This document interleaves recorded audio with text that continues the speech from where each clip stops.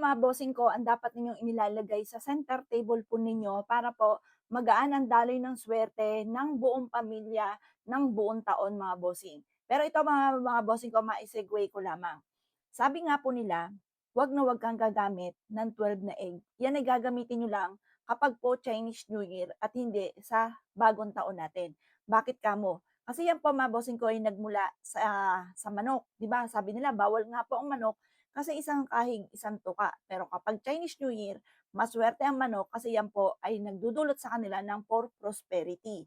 O, bahala na po kayo mga bossing ko kasi sabi nila, ang bilog, itlog, mabebetlog ka daw po mga bossing ko ng buong taon. Laging walang pera, laging nalulubog sa utang. Pero nitong 2025 nga po na malapit na matapos at kayo gumawa ng 12 prosperity mga bossing ko, yung pong 12 eggs sa prosperity bowl mga bossing ko at ikaw ay sinuwerte, gawin niyo po muli. Pero kung puro hirap ang nangyari po sa inyo at nalubog ka sa pagkakautang, huwag niyo na po yung gawin mga bossing. Iba naman, subukan niyo po itong aking tinuturo sa inyo mga boss.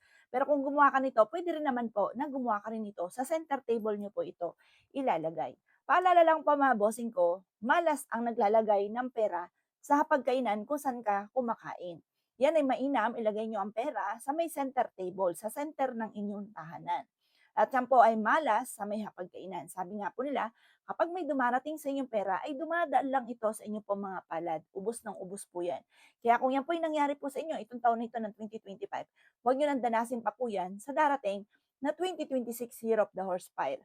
Unang-una mga bossing, ano po bang aking nabanggit? Mainam mga bossing ko na maglaan ka ng clear na baso or clear na lagayan. Talian nyo po ito ng kulay pula kasi ang pula ay nag-a-attract ng swerte at nagtataboy ng malas. Kayo po, ang mga bossing ko ay kumuha ng bigas. Maglagay kayo dyan sa lagayan po ninyo na clear. Mainam clear para kita ang loob, kita ang labas na doble ang blessing. Ang bigas, unang-una, sumisimbolo ng kasaganahan. Pangalawa, asin. Ang asin mga bossing ko ay nagki-cleansing ng kapaligiran, nag-aalis ito ng mga kamalasan. Kaya mainam, meron kayong asin. Ang asin mga bossing ko ay pinapaltan every week. Kasi yan po mga bossing, araw-araw po sila na naghihigop ng negative energy. Kapag napuno na po yan, nagiging wa-effect na po siya. Kaya kailangan every week magpapalit ka ng ordinaryong asin. Yung mura lang na asin mga bossing ko sa bangketa na bibili. Pangatlo, mga bossing, mainam meron kang barya. Ang barya, assorted yung kulay. Hanapin nyo na yung mga iba-ibang kulay. Kambawa, limang piso na luma, gold po siya, di ba? Tapos, yung silver. Tapos, 20 pesos. Kasi ang 20 pesos ng mga bossing ko na barya, di ba, may lining na rose gold at may silver din po siya. Yung assorted na kulay, yun ang ilalagay nyo. Walang bilang, basta mas mainam, iba-ibang kulay ng barya, mga bossing. Pang-attract po yan ng pera. Pang-apat, mainam mga bossing ko, meron kayong asukal para manatili ang pagmamahalan, tamis ng pagmamahalan, at kasaganahan din po ang dulot ng asukal at tsokolate. Kaya mainam meron kayong ganyan. Ganun din pa mga bossing ko, ang panlima, syempre huwag kang magpapawala ng tubig. Ang tubig naman, kung may kakayahan ka, napaltan ito kada 24 oras. Isang araw lang lagi ang tubig kasi kagaya ng asin po yan, humihigop ito ng negative energy. Mabilis silang makaalis ng mga negative energy pero napupuno po siya. Kapag napuno na ito, lalo nagdumi na yung tubig, tapos natuyo pa po siya, nako, imbis po na swerte, malas po yun. Kaya mas mainam, lagi yung paltan, lalo na kung lubog ka sa utang, ang daming problema, lagi niyo po siyang paltan. Kada 24 oras, pinapaltan po siya mga bossing. Ganon din po ang pang-anim, ang bulak. Para magaan yung daloy ng swerte mga bossing ko sa inyo pong pamilya. Yung banti po namin maging masipag at matyaga kami patutunguhan. Kasi minsan parang napakailap ng swerte. Kaya pagagaanin po natin ang daloy ng swerte sa pamamagitan ng bulak. At ang pito, syempre, ang dahon ng laurel. Ang dahon ng laurel mga bossing ko ay isa sa mga pinakamabisang pantaboy ng mga kamalasan. Humahatak po yan ng swerte. Kaya mainam, meron kayong ganyan. Tsaka the victory swerte rin ang pinagkakaloob po niyan mga bossing. Ganun din po ang pangwalo. Mainam, maglaan ka ng isang orange. Orange mga bossing.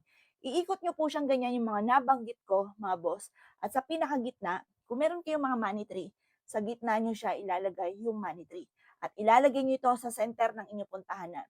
Nako mga bossing, kung hindi nyo pa po yan nagagawa, nitong 2025, sa 2026, pag napanood nyo po ito, yung mga nabanggit ko po sa inyo mga bossing, at nagawa nyo po siya, magpapasalamat ka sa pampaswerte niyan mga boss. Dahil yan, bobongga ang swerte po nyo dyan. Mararamdaman nyo na mas nagiging magaan yung daloy ng swerte At yan po mga bossing ko ay, lahat ng miyembro ng pamilya kasi nasa bahay po yan, eh, kung yung mga nakatira po diyan, mas nagiging magaan yung daloy ng swerte. Mainam mga bossing ko, money tree ang gagamitin, bakit kamo? Kasi 'pag sinabing ang pera ay puno, ang puno nagsasanga-sanga yan, dumadami po siya. Imbes po na nauubos mga boss lalo na Year of the Horse, fire. Fire po tayo sa 5 elements. Sabi nila parang mabilis parang nasusunog yung lalong-lalo na pagdating sa usapin ng pera.